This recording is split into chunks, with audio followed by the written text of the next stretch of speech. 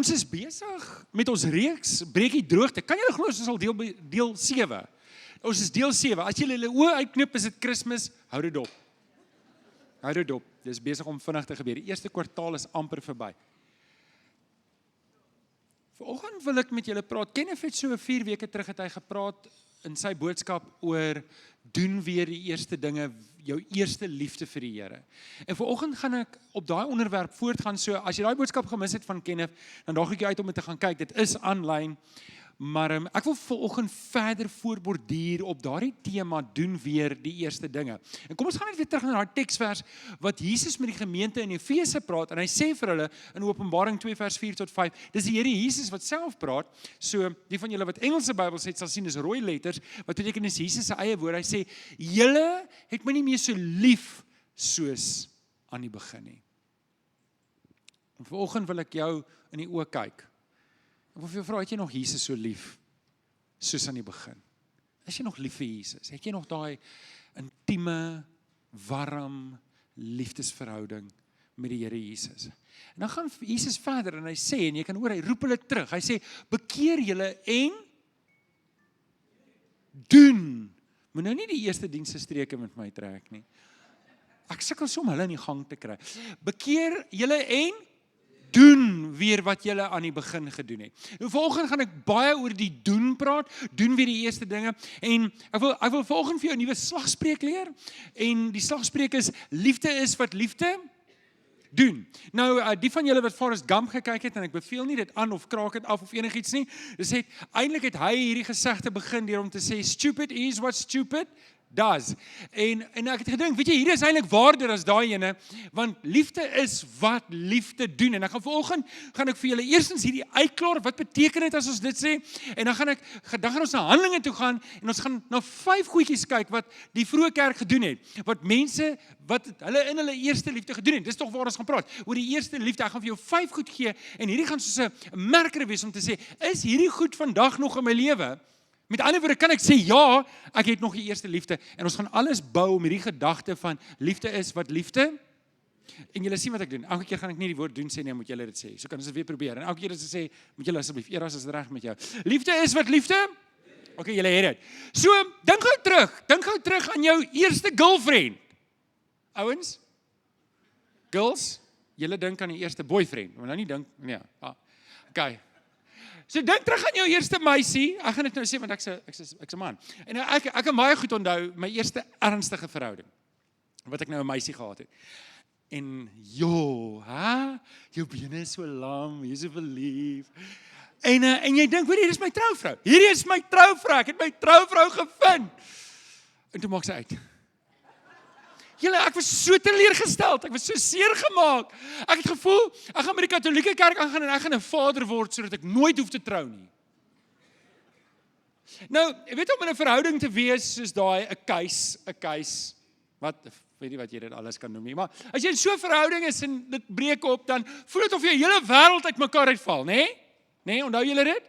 Kom ek kyk nie geëers, want ek sê bang ek mis julle dalk. Wie van julle is getroud met jou eerste liefde? Dis die meisie met wie jy uitgegaan het. Oom Albert, wonderlik. Gideon, hier's 'n paar van julle. Ek is bekommerd oor jou. Natuurlik. Een steek hulle hand op die ander ene nie. Simmy.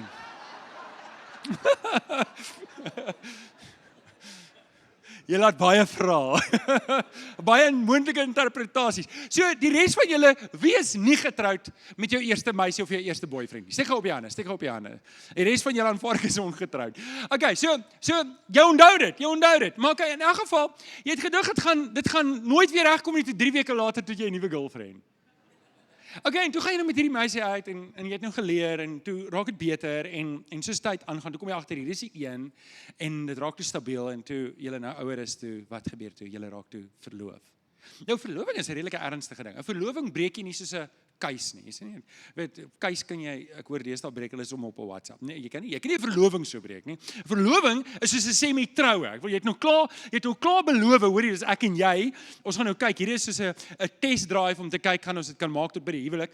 En so jy kan nie net 'n verloving breek nie. En meeste van julle wat al verloof was, het dan die volgende stap geneem en julle dan wat getrou. Ja, dan het jy getrou. En dan het jy nou getrou, en trou is lewenslank.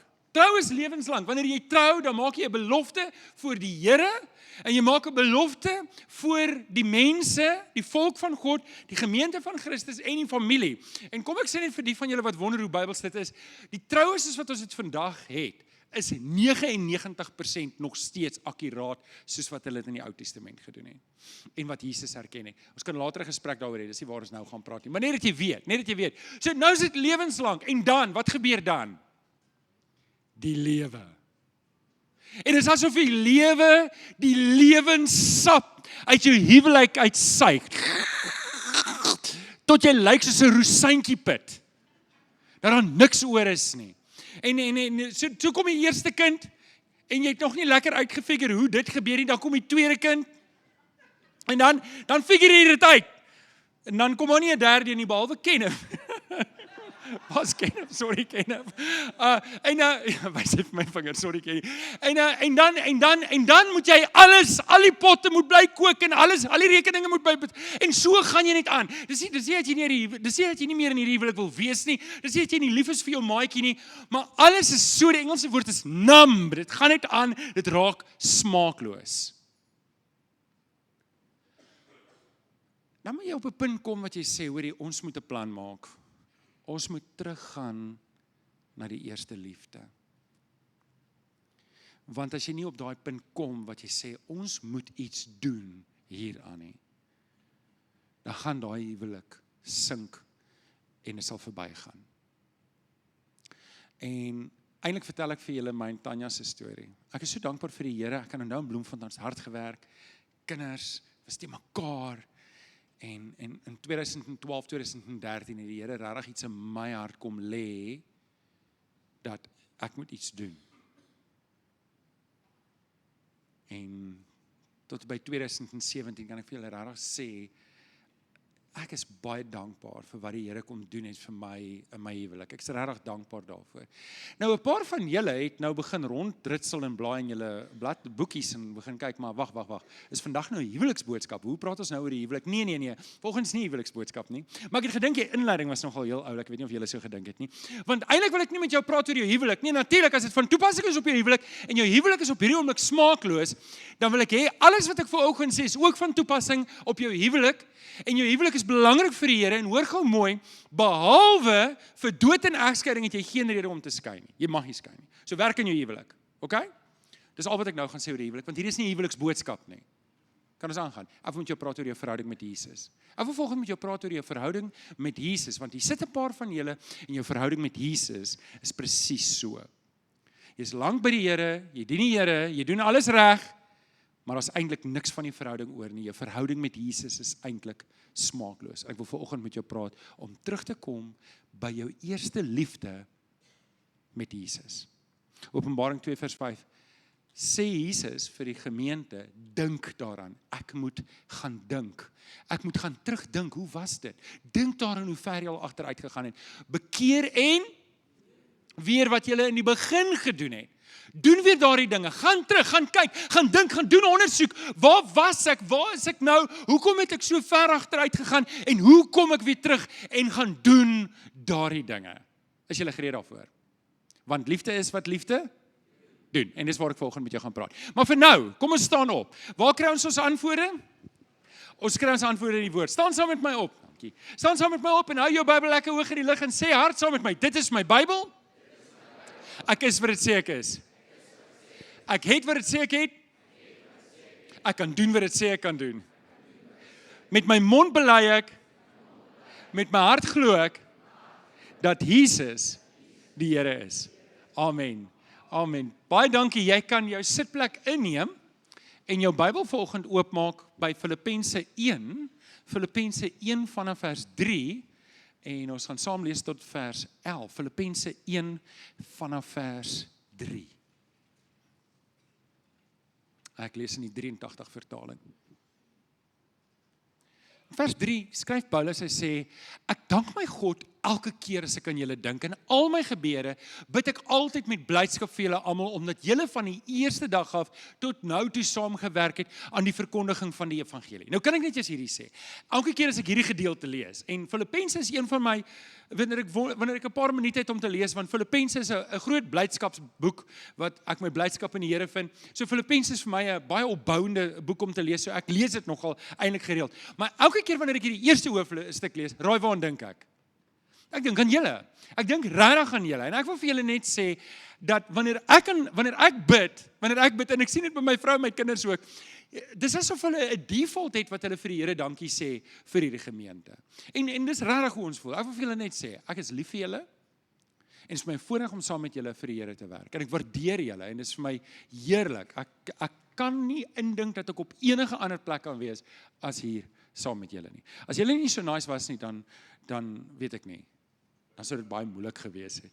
Askie so, Jan? Ja, dit het ek al in 2008 probeer. Hulle wou my nie terug hê nie. So kom ons gaan aan, vers 6. Ek is veral ook daarvan oortuig dat God wat die goeie werk in julle begin het, dit eindtyd sal voer en dit sal volëindig op die dag wanneer Christus Jesus kom. En dan sê hy in vers 9, ook bid ek dat julle liefde al hoe meer sal toeneem. Nou voordat ons verder gaan, ek wil net eers hier ietsie sê, wanneer jy die woord liefde lees, dan is daar iets geïmpliseer in die agtergrond. Jesus se groot gebod, wat is liefde? Eerstens, ek moet lief wees vir my Here God, met my hele hart, met my hele siel en al my krag, en ek moet my naaste lief hê soos myself. Dis ingelaai, ons moet toeneem in daardie tipe liefde. Vir God eerstens en vir my naaste. Ek bid ook dat julle liefde al hoe meer sal toeneem. Met ander woorde, dit moet meer word en dit moet groter word en dan ook in begrip en fyn aanvoeling. Nou daai woord fyn aanvoeling is nie iets wat ons regtig gebruik nie. Het jy al ooit vir iemand gesê, hoor ek hoop jou aanvoeling word beter. Soos, wat het hy nou gesê? Hierdie fyn aanvoeling praat van oor 'n gedagte van om sensitief te wees van die teenwoordigheid van die Here in en om jou.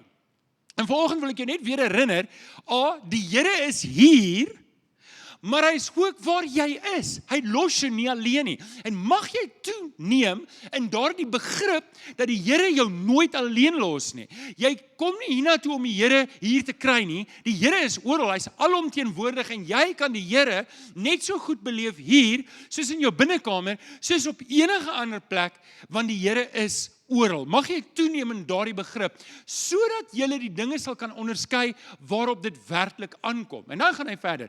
Dan sal jy op die dag, wanneer Christus kom, onberispelik en sonder blaam wees. En deur Jesus Christus sal jy geheel en al, en hier is die klem, in die regte verhouding met God wees, tot sy lof en eer. So, 'n paar gedagtes wat ek net wil uithaal, is Paulus bid dat hierdie gemeente sal toeneem in liefde. Toeneem in liefde teenoor God. Toeneem in hulle liefde teenoor die naaste. En dat daardie liefde, dat hulle die begrip sal hê, dat dit is hoe ek in die regte verhouding met God as Vader staan. Okay, het julle dit?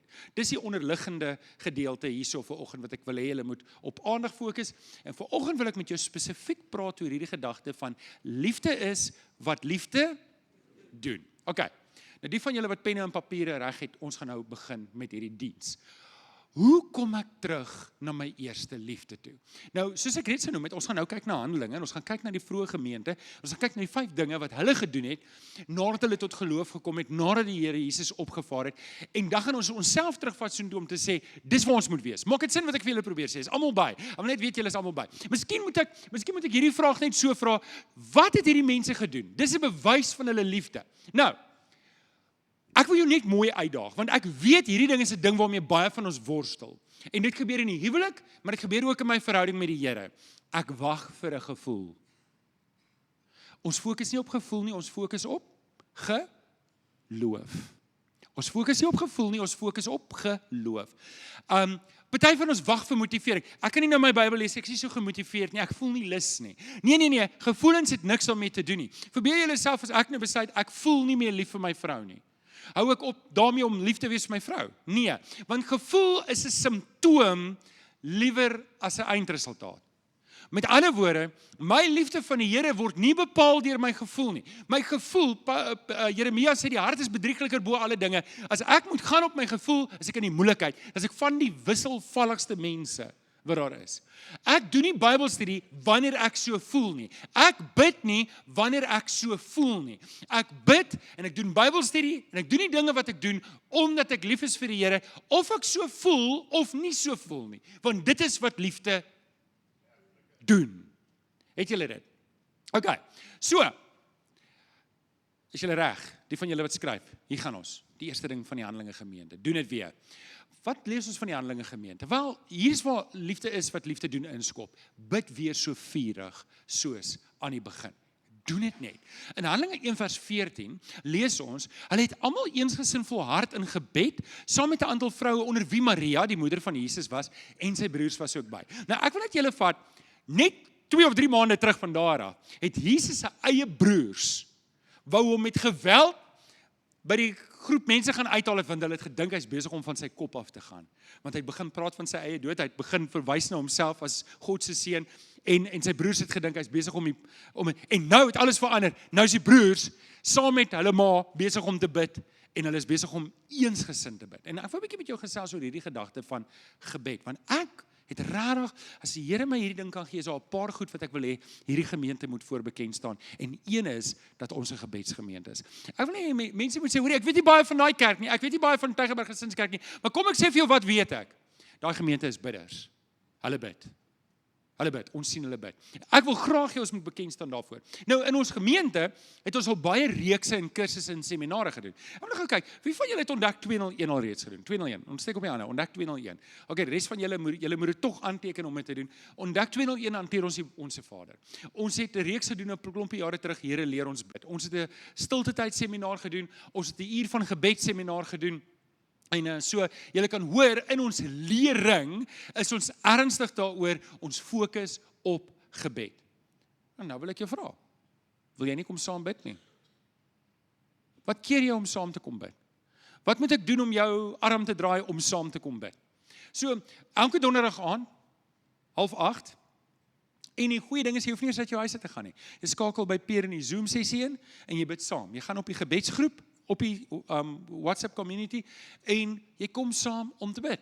Sondagoggende, tussen die 2 dienste, is Peer daar agter in Ulrich hulle, en dan bid ons saam. Ek is nie daar by daai ene nie, maar ek probeer elke donderdag aan daar wees soos ek kan. So ek wil jou kom vra, hoekom kom bid jy nie saam nie? Ek wil jou regtig vra, ek wil hê jy moet nou nie net dink, hierdie is net 'n deel van die preek nie. Ek wil eintlik met jou praat. Ek wens ek kom by elkeen van julle kom staan en kyk. Hoekom kom bid jy nie saam nie? Hoekom is jy nie daar nie? So, kom ek sê vir jou, ek wil dalk net 'n leuen aanspreek, want daar's vir ons gelieg. Daar's hierdie idee van, ja, maar ek bid nie eintlik so mooi nie. Ek kan nie bid nie. Ek het nie die gawe van gebed nie. Hoor, dis alles leuns daai. Dis alles leuns daai, want kom ek sê gou vir jou dit. As jy Handelinge deurlees, van begin tot einde, en jy fokus op elke keer wat daar gebid is, weet julle wat gebeur elke keer nadat die gemeente saam bid, nadat die gelowiges saam bid? Ek praat nie van hulle individue in hulle binnekamer nie. Ek praat van wanneer die kerk saam bid, wanneer gelowiges saamkom en sê, kom ons bid oor hierdie saak. Met ander woorde nie soos Lukas, ek sal vir jou bid, maar moet dit nie nou vir my vra nie, ek sal vir jou bid in my binnekamer. Ek praat van hierdie gelowiges gesê, no way, ons kom saam en ons bid saam. Wat dink julle het gebeur elke keer?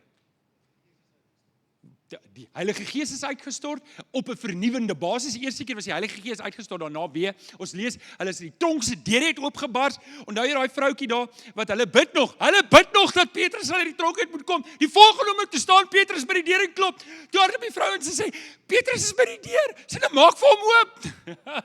Ag, jy moet dit self lees om die komisigheid daarvan te sien.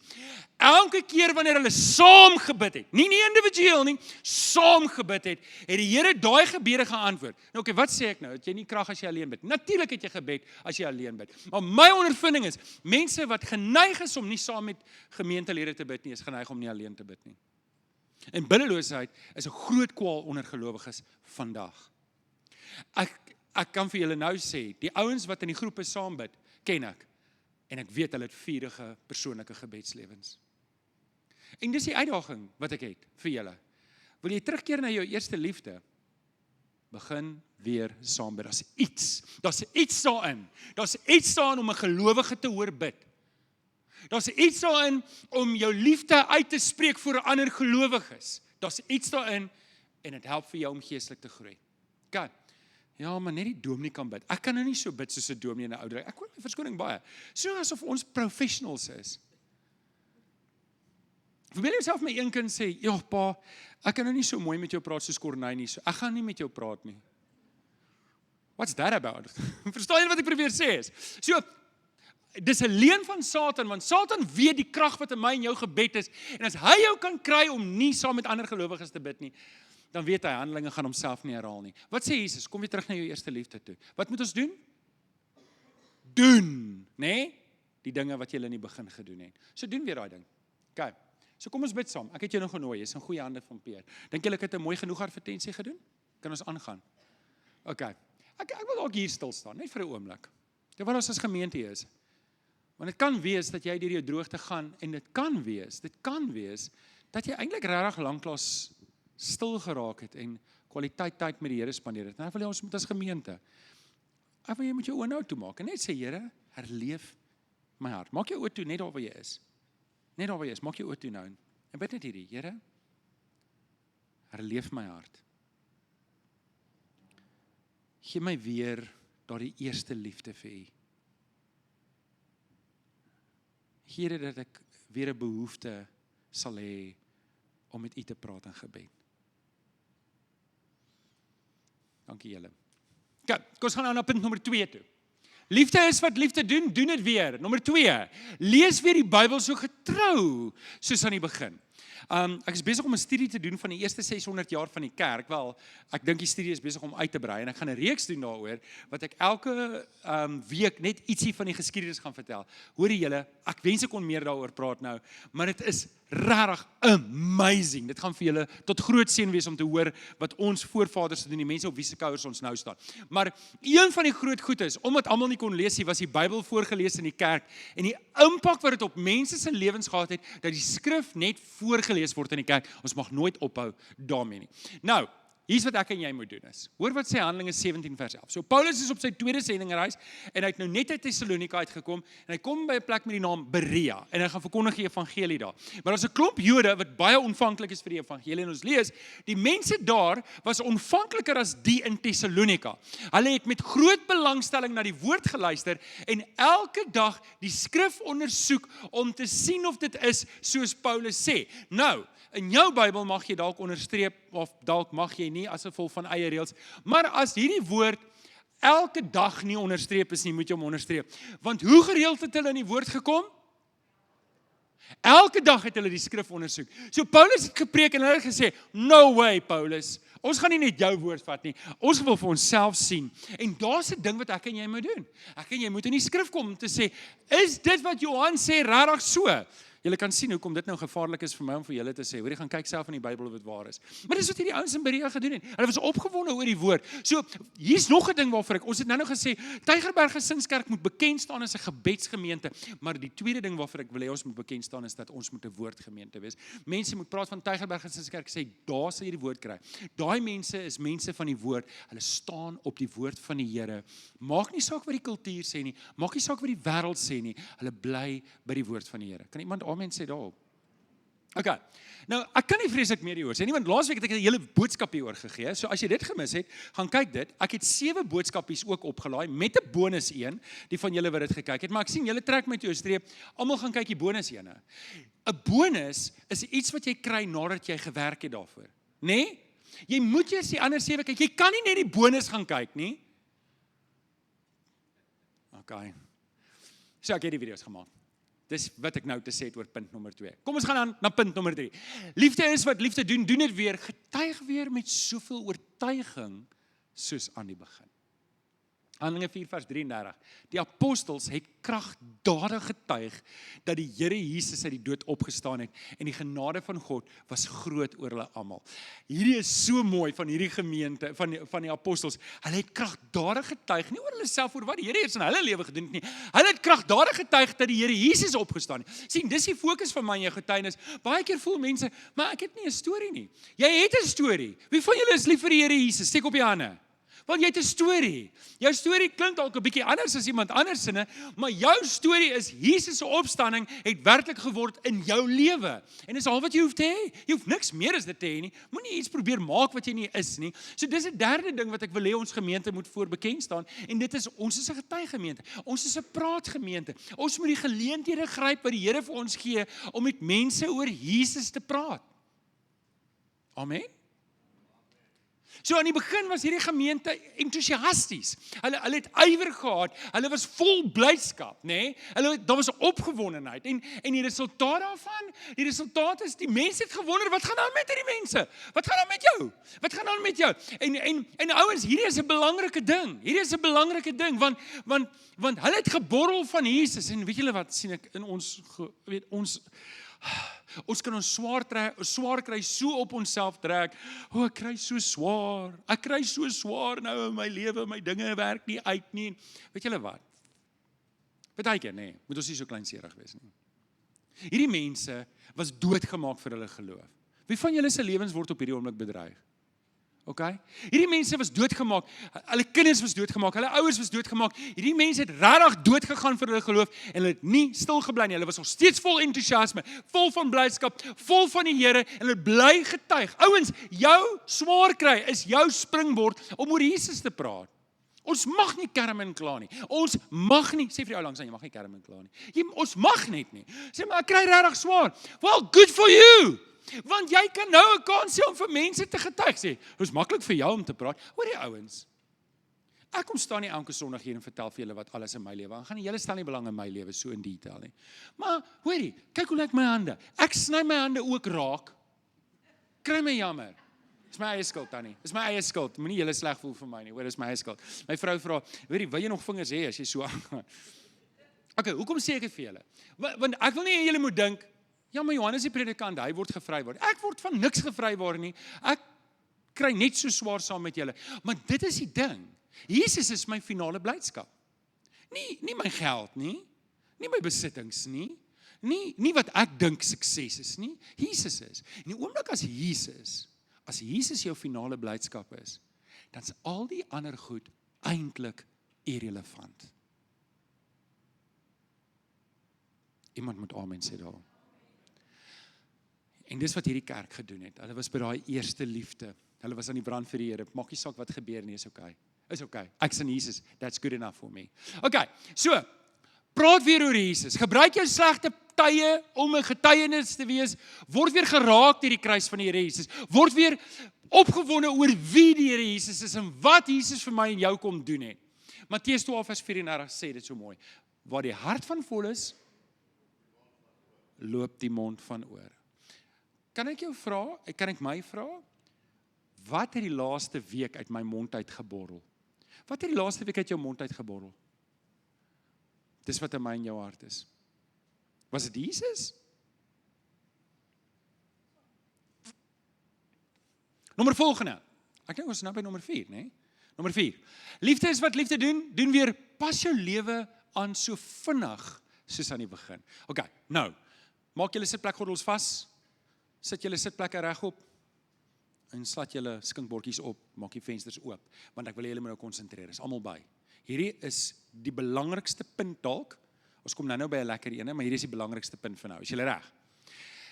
In Handelinge 19 vers 18 tot 19 lees, ons baie van die mense wat gelowig geword het ook gekom en al hulle towerpraktyke openlik bely en bekend gemaak. So hier is die mense wat tot bekering gekom en gesê, wow, ek was regtig ver van die pad af. Ons het hierdie goeders gedoen, dit was soos donker kunste. En hulle voor die gemeente gekom en sê, hierdie goed is verkeerd, weet, ons is jammer, ons bekeer daarvan, ons draai weg daarvan. Maar hoor wat gebeur toe, hier's 'n woord wat iets tussen die lyne vir jou sê. En nou wil ek met jou praat hieroor. Hy sê in vers 19, heel party. Nou sê gou vir my, wat beteken heel party? As ek sê heel party van hierdie mense het iets gedoen, dan beteken dit baie, maar nie almal nie. Okay, het julle dit raak gelees. So, heel party van die mense wat toorkunste beoefen het hulle boeke gebring en voor almal gebrand. En die ander? Sien ouens, hierdie is 'n uitdaging wat ek en jy het. Baie keer hou ek vir my die agterdeur oop na sonde toe. Baie keer hou ek net vir my ietsie oor en sê net vir ingeval. Hoorie, elke mens moet maar net 'n bietjie sondig. Net 'n bietjie. Hou net so 'n bietjie terug. En ek wil vir jou vanoggend uitdaag om nie van die ander te wees nie. Hierdie mense het hulle boeke gebring, maar nie almal het nie. Hierdie mense het hulle boeke gebring. Hierdie mense in Efese het tot bekering gekom. Dit was 'n radikale bekering. Nie almal het nie, maar meeste van hulle het. Radikaal tot bekering gekom. Hulle het hulle rug gedraai op hulle ou lewe. Hierdie mense wat hulle boeke gebrand het, hulle het die deure toegemaak en gesê, verby, ons gaan nie terug op hierdie pad nie. Het jy daai finale besluit geneem? Hierdie ouens het hulle lewens aangepas. Hulle het nie onderhandel nie. Ouens, hierdie is baie maklik vir my en jou. As die woord sê, dan is dit so. Dit wat die woord sê oor my huwelik, dis die finale sê. Maak nie saak wat my maatjie sê nie, dis wat die woord sê. As die woord sê egskeiding is verkeerd, dan skei ek nie. As die woord sê ek moet my vrou lief hê, dan sê ek nie, ja, maar jy weet nie met wie ek getrou, of jy weet nie, hoe's my man, of jy weet nie, ja, ek weet niks nie, maar ek weet wat die skrif sê. En wanneer ek gehoorsaam is in die skrif, dan kan ek op God se pad stap. Die woord het die finale sê my lewe. Dis wat hierdie mense gedoen het. Hulle het nie teruggegaan nie, hulle het nie omgedraai nie. En hier is die geheim. My oë is op die Here Jesus, nie op my lewe, my tekortkomme of die dinge wat stikkend is in my lewe. Galasiërs 3 vers 1, Jesus Christus is tog so duidelik aan julle verkondig, dat julle hom as te ware aan die kruis kon sien hang. Dis die krag. Dis vir die radikale verandering bring. Ek en jy moet weer die Here Jesus sien, hang in ons geestesoog aan die kruis. Ons moet verstaan dat dit die prys was vir ons sonde. Ons moet sy verminkte liggaam, dis wat Paulus sê vir die Galasiërs, Jesus is so duidelik, kan jy dink hoe dit moes wees om by die kruis te staan? Dink julle dit was 'n mooi prentjie? Verbeel jouself vir 'n oomblik, jy staan by die kruis, hier hang Jesus. Dink julle dis so iets wat 'n mens wil sien? Paulus sê, Jesus is so duidelik aan julle verkondig, dat niemand van julle verskoning het om te sê, ek weet nie hoe dit gelyk het nie. Hy sê, dis so duidelik het was, ek moet dit kan sien, en ek moet verstaan, dit was vir my sonde. Hoe kan ek teruggaan op daai pad? Hoe kan ek speel met die woord van die Here omgaan? Hoe kan ek die dele doen van die woord waarvan ek hou en die res net los, as dit die prys was wat Jesus betaal het. Ek kan nie teruggaan na so 'n lewe toe nie. Amen. Ek is klaar met daai lewe. En vanoggend wil ek jou uitnooi. Dalk moet jy vanoggend jou boeke kom brand, nie jou broeke nie. Jou boeke. Dalk moet jy vanoggend jou boeke kom brand. Dalk hou jy nog 'n paar boeke in die kas, net vir ingeval. Jy moet daai boeke kom brand. Jy moet sê, daai deur is toe. Dis wat Jesus sê. Doen die dinge wat jy in die begin gedoen het. In die begin was dit radikaal gesê, ek onderhandel nie meer met sonde nie. Dalk moet jy vanoggend weer daai besluit neem om te sê, ek is klaar met daai ou lewe. Ek gaan nie terugsin toe nie. Amen. My lewe is uitverkoop aan Jesus. Okay, dit bring ons by die laaste ene. Jy kan 'n bietjie asem skep nou. Ken of ek dink is die laaste ene, hoor. Liefde is wat liefde doen. Ek moet die Here weer dien met soveel geesdrif en toewyding, soos aan die begin.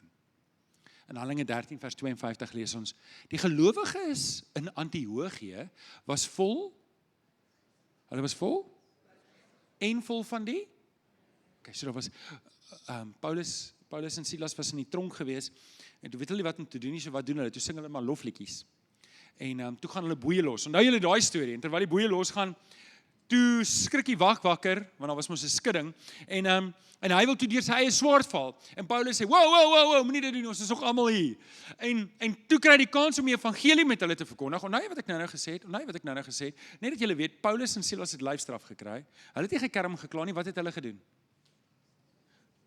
Prys hom met die tromme, prys, ek weet nie wat hulle gesing het nie, maar hulle het nie gekerm en gekla nie, hulle het gesing, en toe, wat het die wagte gesien? Die wagte weet, en toe lees ons die wagte het tot geloof gekom, en nou, toe word hulle vrygelaat, toe nooi die wagte hulle sommer na Jesus huis toe, nou slaan hulle vir Paulus, nou eet hulle saam, kan jy dit nou indink, nee, dis net die Here wat so kan werk, toe bring hy hulle na sy huis toe, en sit vir hulle ete voor, Hy en sy hele gesin was vol blydskap, omdat hulle nou in God geglo het. Ouens, die Here Jesus bring blydskap.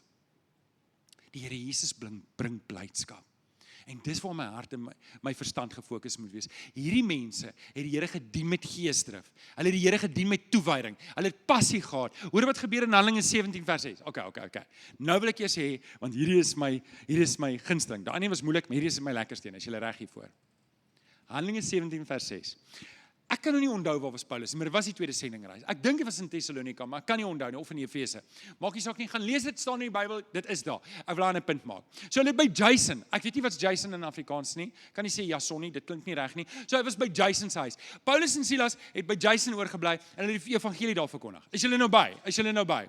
En toe het 'n paar Jode regtig ongelukkig geraak met Paulus hulle wat daar was. So hulle is toe kwaad. Nou ruk hulle op hulle daar na Jason se huis toe, want hulle soek vir Paulus en Silas en hulle kry nie vir Paulus en Silas nie. So wat doen hulle? Hulle gryp vir Silas. En sê kom hier mannetjie, kom hier. Ons vat jou nou na die stad toe. Stadsbestuur toe. Die Jode sleep toe vir Jason en 'n paar ander gelowiges na die stadsbestuur toe. En hulle skreeu. Klink dit vir julle of hulle happy is? Hulle is nie happy nie.